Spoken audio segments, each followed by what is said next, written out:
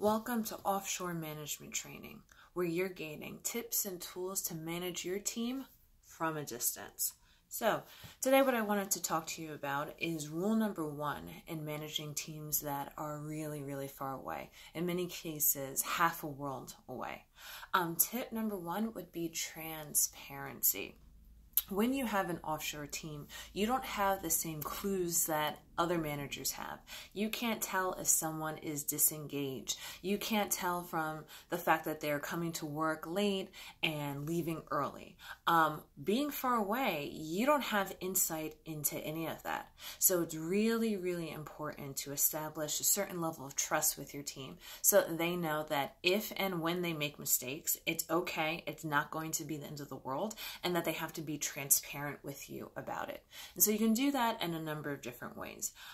The first way is to be transparent with them when you make a mistake. If you go around pretending as though you are perfect, guess what? Your team is going to do the same thing. So when you make a mistake, you want to be the first one to say like, oh my goodness, guys, I'm sorry. I meant to schedule the meeting for Tuesday. Instead, I scheduled it for Wednesday. My mistake. Is it okay if we work with, the error that I've made?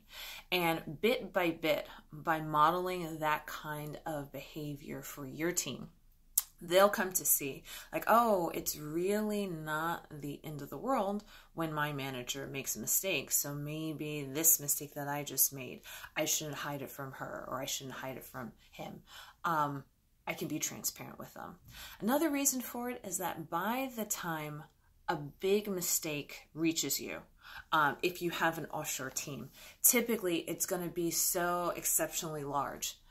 Little mistakes are easy to pick up on when you're sitting side by side the people who you are managing. But for a mistake to reach halfway across the globe, or across 1 time zone, 2 time zones, 3 time zones, typically it's going to be really inflated. And it's easier to manage issues and problems when they're small, when they're just starting. By the time it manifests itself so that you can see it, it's going to be a big deal. And it's probably going to take a lot of time and a lot of energy and a lot of resources to get things back on track.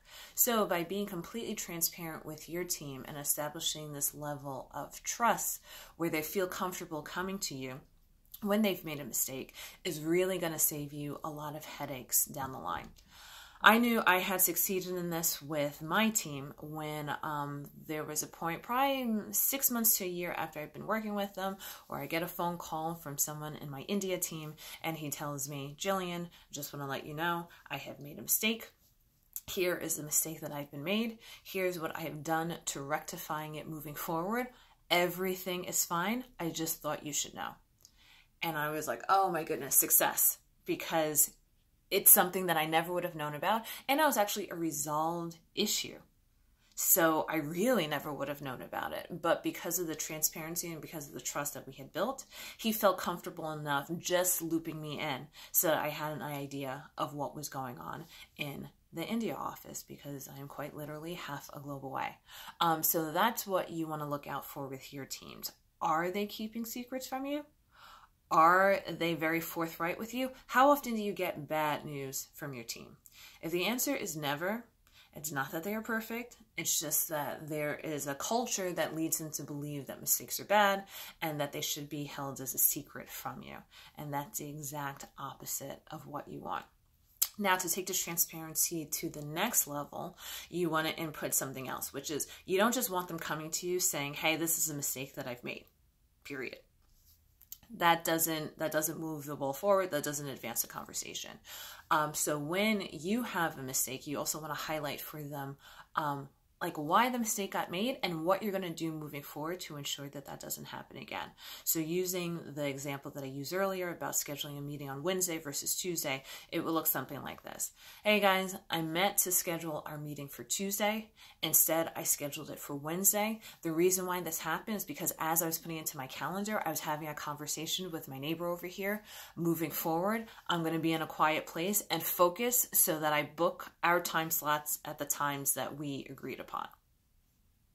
So that tells them what the issue was, like what the mistake was that you made. So full transparency, full truth. And you also told them why it happened and what you're going to do in the future to ensure that it doesn't happen. And so again, this just takes all of the sting out of errors. And we're all human. Errors are going to happen. Mistakes are going to happen. So you want them to be super comfortable coming and talking to you about it. But also you want them to be really solution oriented. And not just presenting you with, I made this mistake, I made this error, I made this mistake. Because like I said before, that doesn't advance the conversation forward. That doesn't advance your business forward. So it's a two-part thing. You want to be the first one to let them know, hey, mistakes are being made. And then in addition to that, you want to tell them why it was made and what you're going to do moving forward to ensure that that does not happen. So this is Jillian from Offshore Management. Until next time, near or far, manage like a star. Bye.